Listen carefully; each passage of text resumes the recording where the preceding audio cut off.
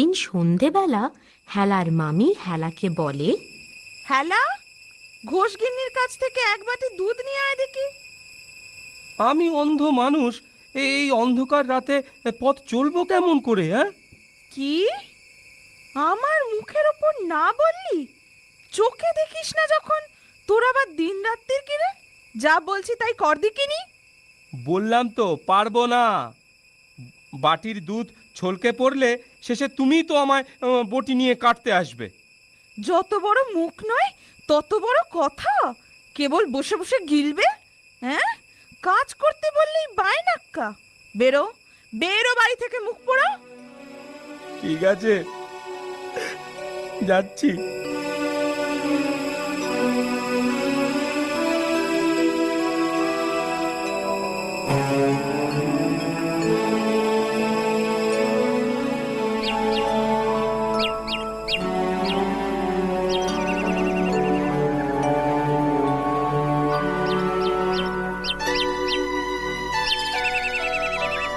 আর চলতে পারি না, এইখানে একটু বিশ্রাম করে নি। এইখানেই বসি। কে রে আমার পিঠে বসলি? কানা নাকি? এই সত্যি সত্যি আমি চোখে দেখতে পাই না, তাই ভুল হয়ে গেছে, আমায় ক্ষমা করো ভাই। কিন্তু তোমার পিঠটা অমন উঁচু কেন ভাই? উঁচু মানুষের পিঠ উঁচু হবে না তো কি সোজা হবে? পিঠে এই কুঁজ আছে বলেই না আমার এত দুঃখ। ভালো মতো চলতে পারি না, কাজ কাম করতে পারি না বলেই না আমার সৎ মা আমাকে ঘর ছাড়া করেছে। তোমাকেও তাড়িয়ে দিয়েছে? আমি অন্ধ বলে আমার নিষ্ঠুর মামিও আমাকে দূর করে দিয়েছে। তুমি কুঁজো আর আমি অন্ধ, আমরা দুজনেই ঘর ছাড়া, দুজনেই বড় দুঃখী মানুষ গো। তোমার নাম কি ভাই? হেলারাম, সবাই আমাকে হেলা বলেই ডাকে। আর তোমার নাম? আমার নাম ফেলারাম, আমাকে সবাই ফেলা বলে। আর দেখো, এই হেলা ফেলাকে নিয়ে সবাই হেলা ফেলা করে, দুও দেয়। তা যা বলেছো ভাই। হেলা ফেলা, তুই আর আমি এখন থেকে দুই বন্ধু, কি বল? হ্যাঁ বন্ধু, তুই চোখে দেখিস না আর আমার কুঁজের ভারে চলতে কষ্ট হয়, আমি তোকে কাঁধে নেব। আর আমি তোকে পথ দেখাবো। ভোর থাকতে থাকতে চল রওনা দি, ভিন দেশে গিয়ে দেখি ভাগ্য ফেরে কিনা। কি বল হেলা? তাই চল ফেলা।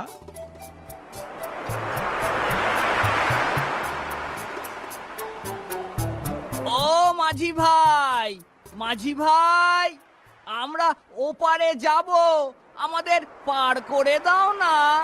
তাড়াতাড়ি উঠে এসো, তাড়াতাড়ি উঠে এসো, জোয়ারের টান থাকতে থাকতেই ওপারে পৌঁছতে হবে।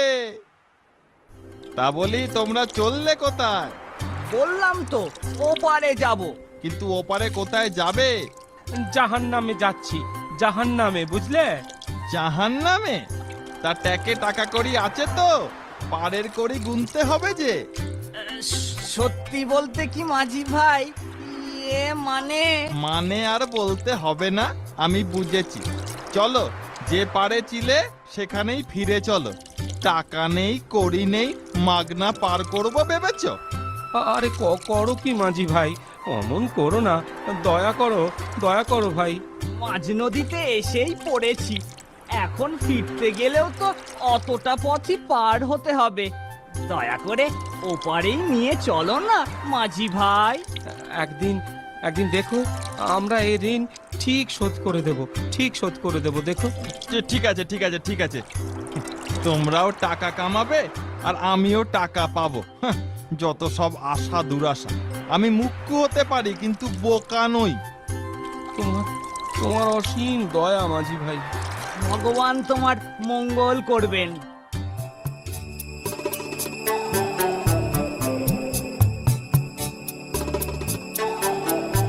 ফেলা ভাই, এখনো কি সন্ধে হয়নি? এই হয়ে এলো আর কি। আর হাঁটতে পারি নে, আমার খুব খিদে পেয়েছে।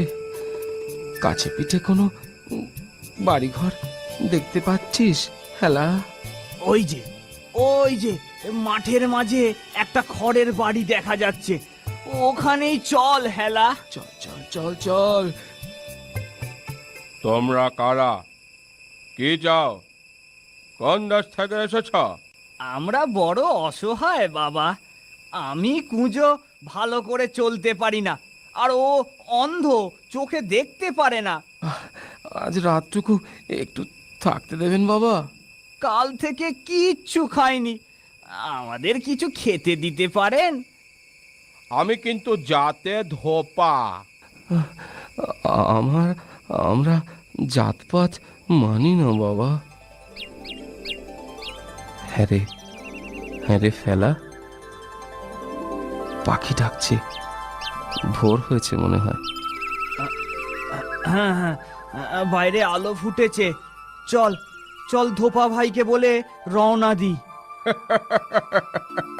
তোমাদের খুব ভালো লাগলো, তোমরা সত্যি ভালো মানুষ। আমাদের থেকে আরো ভালো হলেন আপনি। এই নাও, এই নাও দুটো কাপড়। এই কাপড় তোমাদের কাজে লাগতে পারে। আপনাকে মনে থাকবে, ধন্যবাদ। ফেলা, দিনের পাখিরা বাসায় ফিরেছে মনে হয়। হ্যাঁ রে হেলা, ওই সামনে একটা ঘর দেখছি, চল চল সেখানে যাই। আমি গরিব চুনুরি, বেশি কিছু খেতে দিতে পারলাম না। পেট ভরেছে তো? পেট মন দুই ভরেছে। আপনার দয়ায় আজ রাতে থাকার ব্যবস্থা হলো, আমরা অনেক ভাগ্যবান। ভগবান তোমাদের মঙ্গল করুন।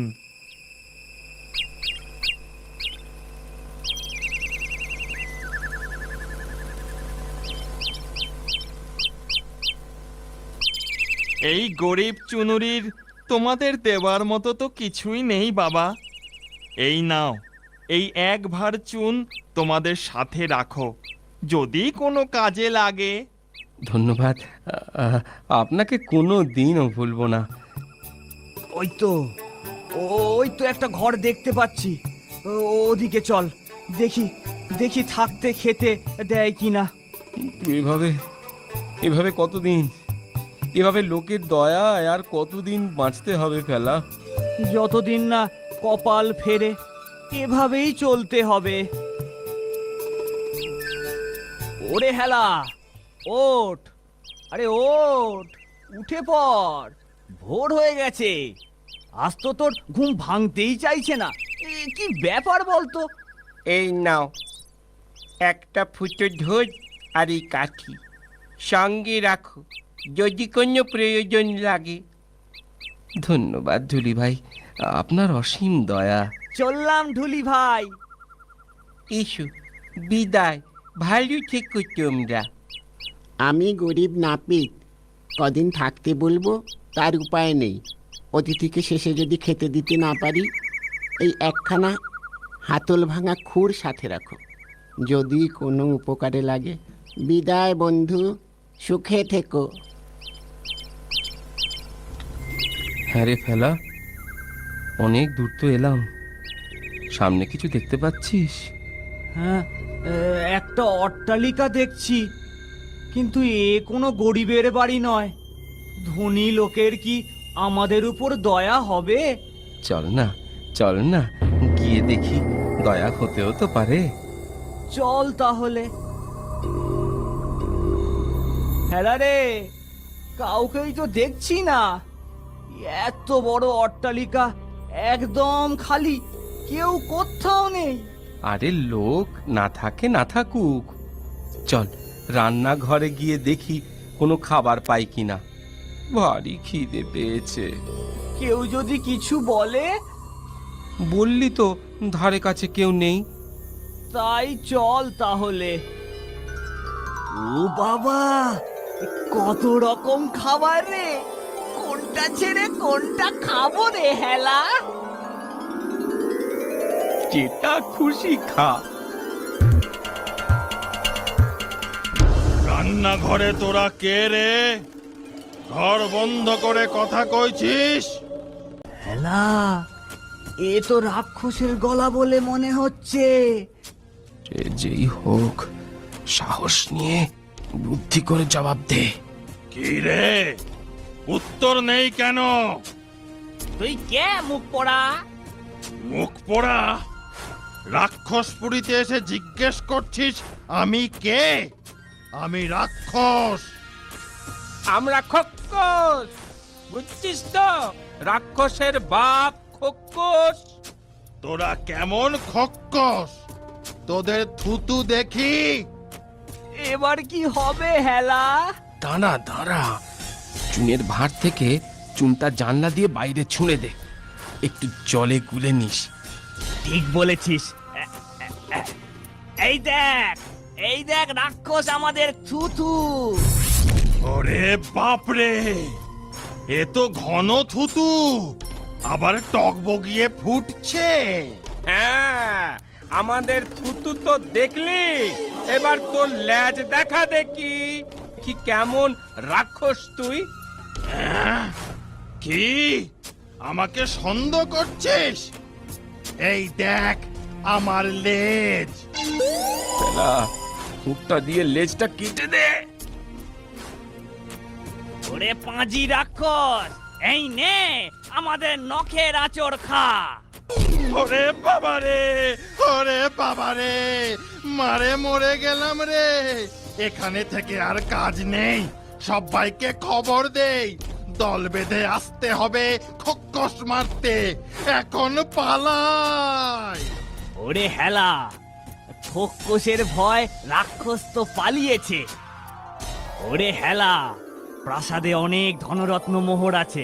ধোপার দেওয়া ধুতিতে আর ওই ফাটা ঢোলটায় যত পারি মোহর আর রত্ন ভরে চম্পট দি। ওর লেজ কাটা গেছে, সহজেও আর এমুখ হবে না। চোখে তো দেখি না ছাই, ঢোলের মধ্যে যে কি তুলছি বুঝতেই পারছি নে। তুই তুলছিস মোহর, ও, আর তুই কি ভরছিস? রত্ন, মণি, মানিক, জহরত। পরে দুজনে সমান ভাগে ভাগ করে নেব, কি বল? ওসব নিয়ে তুই ভাবিস না হেলা, তুই চোখে দেখিস না বলে আমি তোকে ঠকাবো না। এখন তাড়াতাড়ি কর, যা নেওয়া হয়েছে ওই যথেষ্ট। ঠিকই বলেছিস, বেশি লোক পড়লে শেষে রাক্ষসের পেটে যেতে হবে। চল চল পালাই। হ্যাঁ, তাই চল, তাই চল।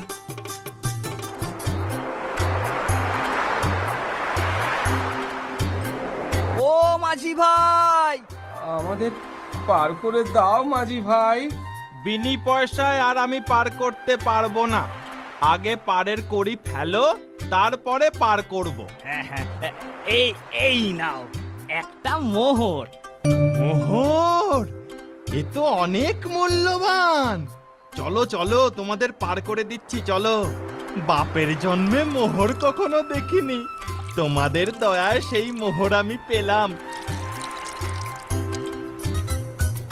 হেলা, আর ভয় নেই বল, মাঝি নদী পার করে দিয়েছে। এখানে রাক্ষসরা আর আসবে না, কি বল? তাই তো মনে হয়। তাহলে তাহলে এখানেই সম্পত্তি সব ভাগ করে নি।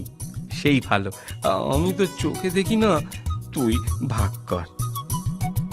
হ্যাঁ, এই দুভাগ করেছি। তুই কোনটা নিবি বল? পরে বলিস না আমি তোকে ঠকিয়েছি।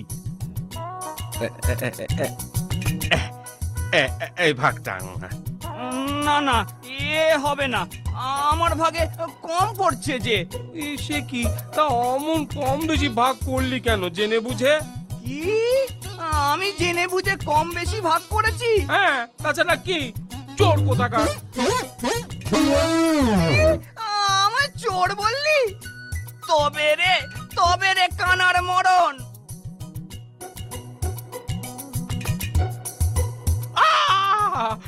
ও ফেলা, আমি চোখে দেখতে পাচ্ছি, কিন্তু তুই নিজেকে কুজো বললি। তোর কুচ কই? কুজ নেই? সত্যি তো কুজ নেই। তাহলে তাহলে তোর লাথি খেয়েই কুঁজ ভালো হয়ে গেছে রে হেলা। আর তুই চোখে বালি ছেটালি বলেই আমি দৃষ্টিশক্তি পেয়েছি রে ফেলা। বিবাদ ঝগড়া করে ভালোই হয়েছে কি বল? হ্যাঁ তা তো বটেই।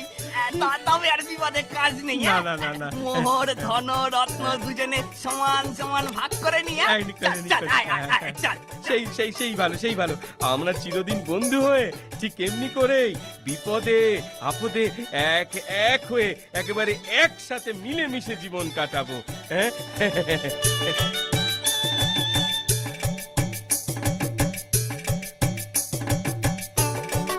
এরপর হেলা আর ফেলা সংসারী হয়ে সুখে শান্তিতে পাশাপাশি বসবাস করতে লাগলো। আমার কথাটি ফুরলো, লুটে গাছ